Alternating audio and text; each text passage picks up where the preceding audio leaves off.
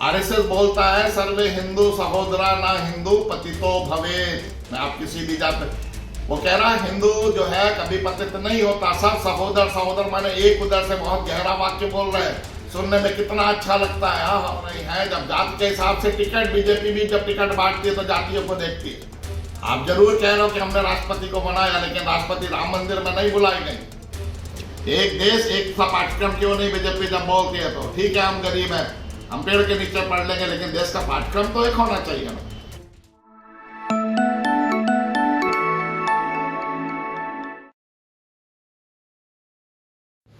Sir, Kangana Ranaut ने जाति जनगणना पे कहा है कि नहीं होनी चाहिए और वो योगी आदित्यनाथ के बयान के साथ हैं।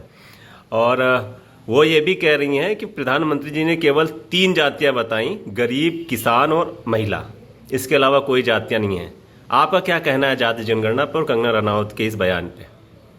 मेरा स्पष्ट कहना है कि जब जाति है तो जाति की जनगणना जरूरी है। हिंदू धर्म में बिना जाति के, हिंदू धर्म की जो कि हालांकि हिंदू धर्म नहीं, हिंदू एक संस्कृति है, लेकिन यहाँ पे आप 80 करोड़ जनता का डाटा उठाइए, साथ मेरा उठाइए, मेरे पिताजी का उठाइए, मेरे और सारी बरादरी का उठाइए, सबकी जाति लिखी है। 10वीं का जब फॉर्म भरता है, 8वीं का बच्चा जब पढ़ने जाता है तो वहां पे जाति का कॉलम होता है और जात के बाद राष्ट्र का कॉलम होता है। मतलब राष्ट्रीयता से पहले जातिता है इस देश में। और वैदिक धर्म चिल्ला के कहता है कि ब्राह्मणों मुखस्य ब्राह्मण, मुंह से पैदा होता है, बहुजन कृता राजन्या, मतलब क्षत्रिय लोग हाथ से सदैव उधर, वैश्य जो है पेट से पैदा होता है, शूद्रों पदाभ्यम अजायत, मतलब शूद्र पैरों से पैदा होते हैं। ये अवधारणा है हमारे यहाँ की। अच्छा चलिए, हम कहते हैं भारत के प्रधानमंत्री जी ने कहा कि 3 जातियां हैं, तो जरा केंद्रीय मंत्रिमंडल में नजर डालिए, गृह मंत्रालय किसके पास है?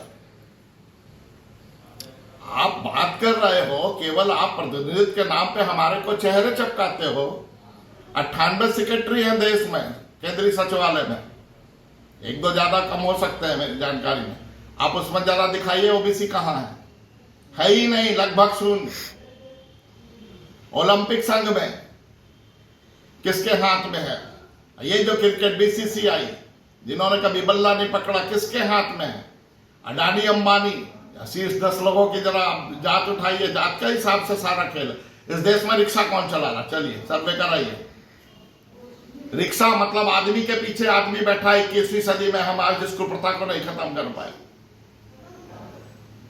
और ये जो मजदूर ट्रैक्टरों में लद के पहला भारत देश है जहां पे मजदूरों के बाजार लगते हैं, वो शाम सुबह 8 बजे आ जाते हैं, 7 बजे, फिर आपको बंजा है, लोग ले जाते हैं वहां से ट्रैक्टरों में भर के। ईंट भट्टों पे जो काम कर रहे हैं, जरा उनकी जातियां निकालिए, आंकड़े आंखें निकल जाएंगी आपकी। आदिवासियों की दशा देखिए। आरएसएस बोलता है सर्वे हिंदू सहोदरा ना हिंदू पतितो भवेत्। मैं आपकी सीधी जात वो कह रहा है हिंदू जो है कभी पतित नहीं होता, सब सहोदर सहोदर माने एक उधर से बहुत गहरा वाक्य बोल रहे हैं, सुनने में कितना अच्छा लगता है। हाँ लेकिन जरा बताइए क्या रोटी बेटी के संबंध क्या? जब जाति पे शादियां हो रही हैं, जब जाति के हिसाब से टिकट बीजेपी भी जब टिकट बांटती है तो जातियों को देखती है कि किसकी कितनी संख्या है, वहां पे उस हिसाब से टिकट वितरण होता है। आप जरूर कह रहे हो कि हमने राष्ट्रपति को बनाया, लेकिन राष्ट्रपति राम मंदिर में नहीं बुलाई गई। अच्छा, देश के जितने शीर्ष मंदिर हैं उनमें जरा पुजारी बताइए कौन है? आप कह रहे हो जात से नहीं होता, तो बनाइए ना किसी दलित को वहां पे पुजारी, बद्रीनाथ में, केदारनाथ में। आप तो उनको घुसने नहीं दे रहे मंदिरों में। वो कौन है जिनकी हत्याएं हो जाती केवल घोड़े में बैठने के लिए, पुलिस बुलानी पड़ती है बारात निकालने के लिए? ये क्या? चलिए ज्योतिबा फूले से शुरुआत करते हैं भारत में। उन्होंने इतना अच्छा काम किया कि महिलाओं के लिए, आप बड़ा महिला तीसरा वर्ग बता रहे हो कि महिला भी एक जाति है, तीसरी जाति, उनकी पढ़ाई की व्यवस्था नहीं थी, क्योंकि हमारा धर्म ग्रंथ कहते हैं कि स्त्री शूद्रो न धीताम, स्त्री और शूद्र को शिक्षा मत दीजिए। और आज से भारत के संविधान से पहले कोई भी महिलाओं के लिए कुछ भी नहीं था। ये तो अंग्रेज आए तब उन्होंने खोले, और अंग्रेजों के पहले साहू जी महाराज ने हमें आरक्षण दिया, क्योंकि उनके राज्य में जब उन्होंने देखा कि एक ही वर्ग के लोग सारे मंत्रिमंडल में, तो जब ज्योतिबा फुले की वाइफ पढ़ाने के लिए जाती थी तो ही उनके ऊपर कीचड़ फेंकने को अमेरिका से लोग नहीं आते थे, अमेरिका से लोग नहीं आते थे। और तब तो पाकिस्तान बना भी नहीं था कि आप हर चीज जो पाकिस्तान पर रख देते हो। बांग्लादेश भी नहीं बना था।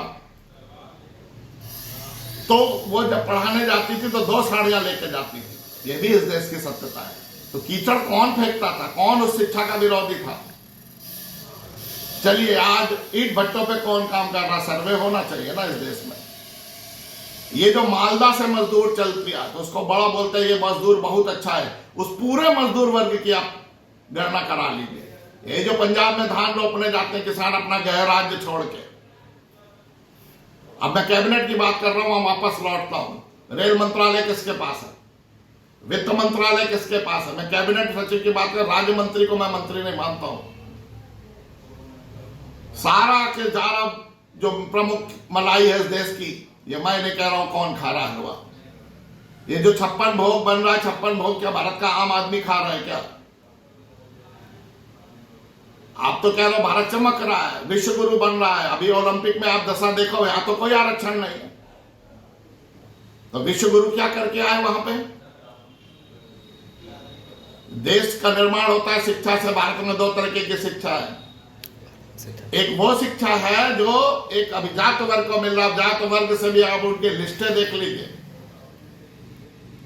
हम कल्पना ही नहीं कर सकते वहां तक पहुंचने की। जो बहुजन समाज जिसको बोलते हो आप, SC, ST, OBC, ये इनमें से एक वर्ग जरूर खड़ा हुआ है जो आज अच्छे से दाल रोटी खा रहा है। उसकी देन अम्बेडकर साहब है जिन्होंने संविधान में उनको आरक्षण दिया।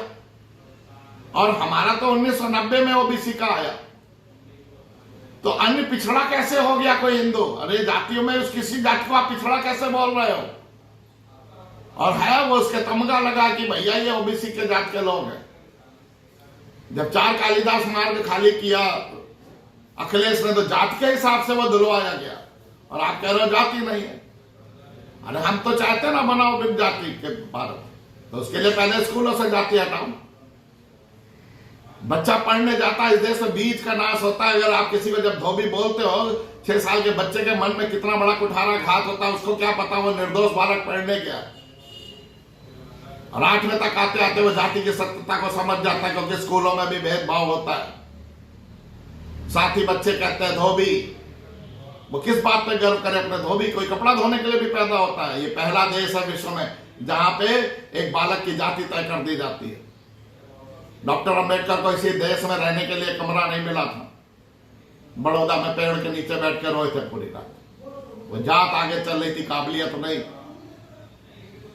जिस व्यक्ति ने भारत का संविधान लिखा, जिसने भारत PhD करी, किसमें डॉक्टर, यहां नहीं, कैलिफोर्निया यूनिवर्सिटी से, लंदन स्कूल ऑफ इकोनॉमिक्स का पढ़ा हुआ छात्र, 8 विषय में डॉक्टरेट, वो व्यक्ति रो रहा है। योग्यता कहां है?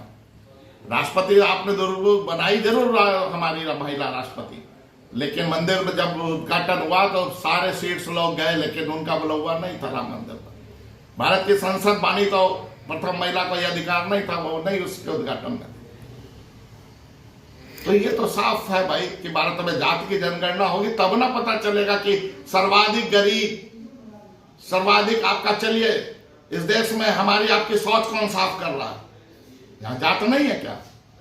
सफाई कर्मी कौन है इस देश के? 99%, 90% एक ही वर्ग, एक ही जाति के।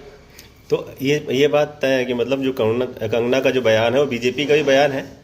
आप मानते हैं इस चीज को? जब उनकी वो सांसद है, या तो बीजेपी खंडन करे, हाँ, या आगे के लिए रोक लगाए। क्योंकि इन्होंने स्पष्ट कर दिया कि जात जनगणना नहीं होनी चाहिए, तो बीजेपी का स्टैंड हो सकता है। मैं तो कह रहा हूँ बीजेपी ही जाति जनगणना कराएगी, आने दीजिए।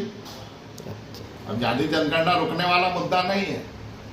कम से कम पूरे देश को पता होना चाहिए कि इस देश का एक वर्ग, भारत कृषि प्रधान देश है, कौन खेती कर रहा है, छोटे जोत का किसान कैसे अपना परिवार चला रहा है, 5 बीघा 4 बीघा में कैसे वो अपने बच्चों को पढ़ा रहा है। तो ये कृषि प्रधान देश है। जिस देश में कृषि की अवहेलना होगी वो कहाँ जाएगा? रसातल में जाएगा। जिस देश की प्राथमिक शिक्षा को मारना हो या मार दीजिए, वो देश स्वतः खत्म हो जाएगा। यहाँ पर एक जगह जयपुरिया है, सीलिंग हाउस है, इंटरनेशनल स्कूल है, जहाँ डिस्प्ले बोर्ड है, जहाँ पर AC लगे हुए हैं, जाके साफ सुथरे बाथरूम, आरओ वाला पानी, और एक वो स्कूल है जहां पे छतें टपक रही हैं, और मिड डे मील खा के बच्चे अपने घर को जा रहे हैं। तो वो उन बच्चों से आप क्या कल्पना करते हो वो भारत के कैसे भविष्य के निर्माता होंगे? एक देश एक सा पाठ्यक्रम क्यों नहीं बीजेपी जब बोलती है तो ठीक है हम गरीब हैं, हम पेड़ के नीचे पढ़ लेंगे, लेकिन देश का पाठ्यक्रम तो एक होना चाहिए ना। एक देश एक सी शिक्षा, ये English medium board, Hindi medium board, ये क्या है? सीबीएसई क्या है? आईसीएसई क्या है? अरे आप एक देश एक पाठ्यक्रम करिए, गरीब का बच्चा भी वही पाठ्यक्रम पढ़ेगा, और आप भले महंगे स्कूल इंटरनेशनल, लेकिन पाठ्यक्रम सेम होना चाहिए, परीक्षा एक होनी चाहिए, पूरे देश में एक सा पाठ्यक्रम होना चाहिए। क्षेत्रीय भाषाएं आ सकती हैं वहां पे। और कुछ पूछना हो तो आप पूछ सकते हैं। मतलब जाति जनगणना बहुत जरूरी है, होनी ही चाहिए। जनगणना मेरी नजर में, या भारत के 80% लोगों का आप सर्वे करा लीजिए, उनकी स्पष्ट मांग है कि हमारी जाति की जनगणना होनी चाहिए।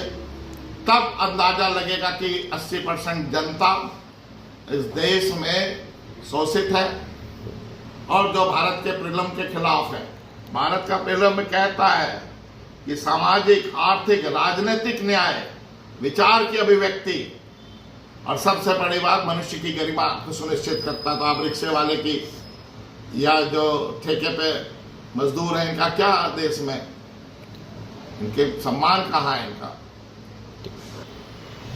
जब आरएसएस कहती है तो वो अपने क्रियान्वयन नहीं करती है।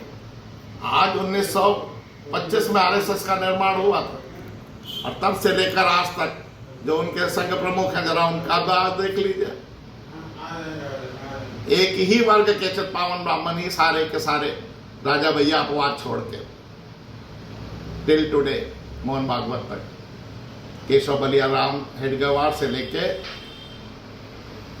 और आज मोहन भागवत तक एक ही जात के लोग हैं। तो आप जाति की सत्यता को इस देश से नकार नहीं सकते। स्पष्ट रूप से 4 वर्ण हैं, ब्राह्मण, क्षत्रिय, वैश्य और शूद्र। शूद्र के 2 पार्ट है, छूत और अछूत। एक ओबीसी है और एक एससी है और एक एसटी है, जनजातियां। इनका जीवन का आप जरा जनगणना कराएंगे तब ना पता चलेगा कितनी विपरीत परिस्थितियों में कैसे वो जी रहे हैं। तो बड़ा अच्छा लगता है, जिसको जाति का सम्मान मिलता है वो अच्छी अच्छी बातें करता है, लेकिन जब हिस्सेदारी देने की बात आती है तो उसे हिंदू में वर्गीकरण होता है।